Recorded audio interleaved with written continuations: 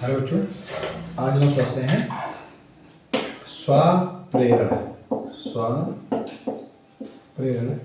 तथा स्वप्रेरण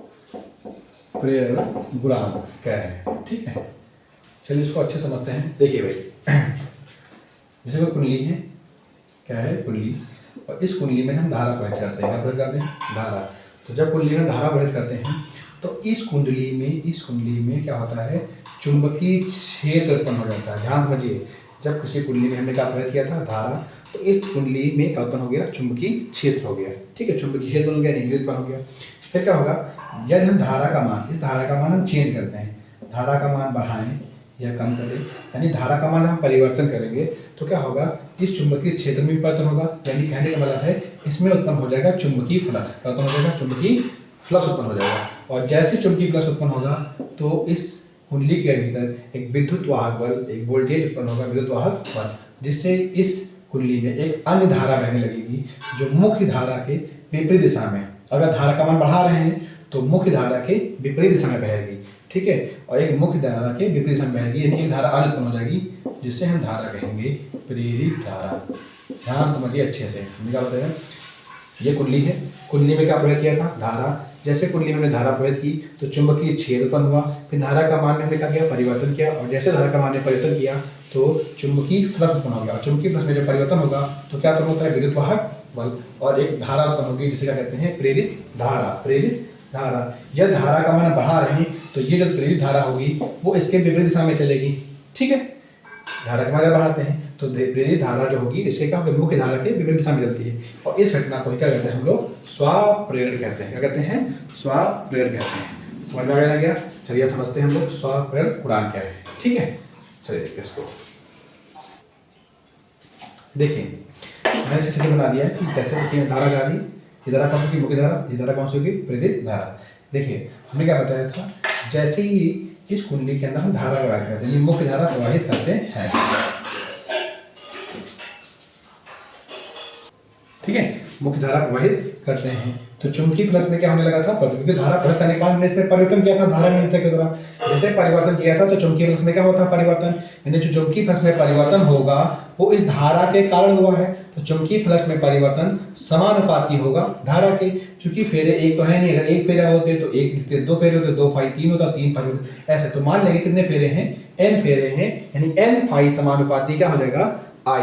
N phi को क्या कहते हैं, टोटल को चुंबकीय फ्लक्स ग्रंथिकाओं की संख्या। मैं अभी आगे लिख दूंगा, यानी आप समझ में आ गया एन फाई कहां से आया। तो एन फाई कैसे है, एन फाई समानुपाती का धारा है, क्योंकि धारा के कारण ही चुंबकीय फ्लक्स में परिवर्तन हो रहा है।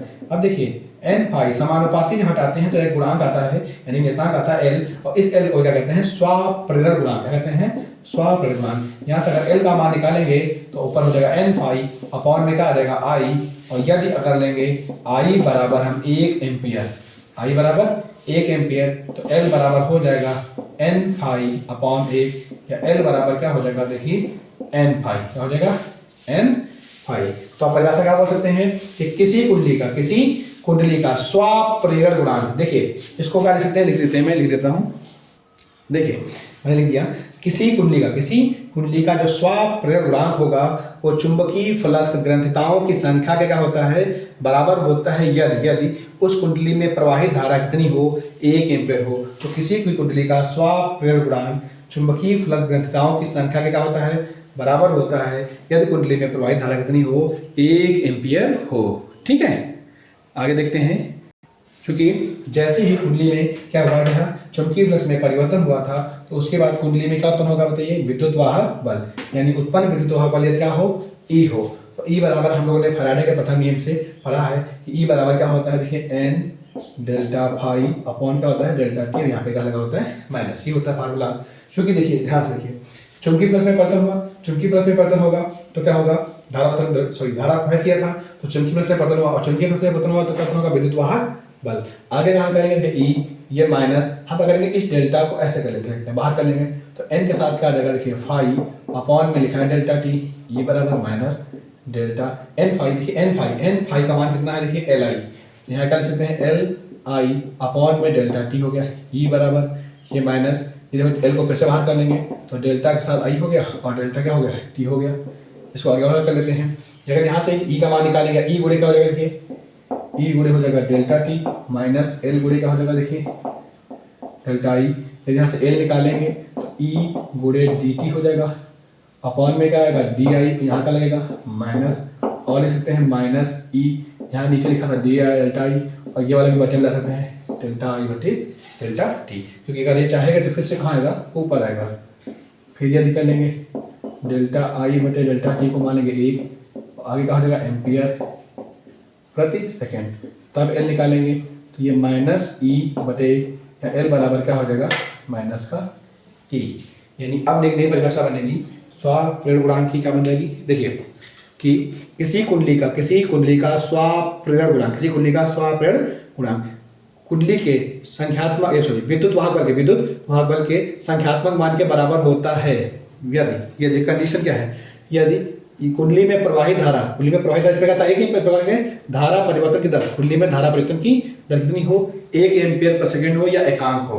तो फिर से बोलेंगे परिभाषा कि किसी कुंडली का स्वप्रेरण गुणांक विद्युत वाहक बल के संख्यात्मक मान क्या होता है बराबर होता है यदि कुंडली में धारा परिवर्तन की दर कितनी हो एकांक हो या 1 एम्पीयर प्रति सेकंड हो। ठीक है, आशा है अच्छे समझ में आएगा स्वप्रेरण गुणांक का व्यंजन। ठीक है, अब नेक्स्ट वीडियो में हम समझाएंगे अन्योन प्रेरण गुणांक और अन्योन प्रेरण है क्या। ठीक है, और उसी अन्योन प्रेरण पर आधारित ट्रांसफार्मर है वो भी मैं समझाऊंगा आपको।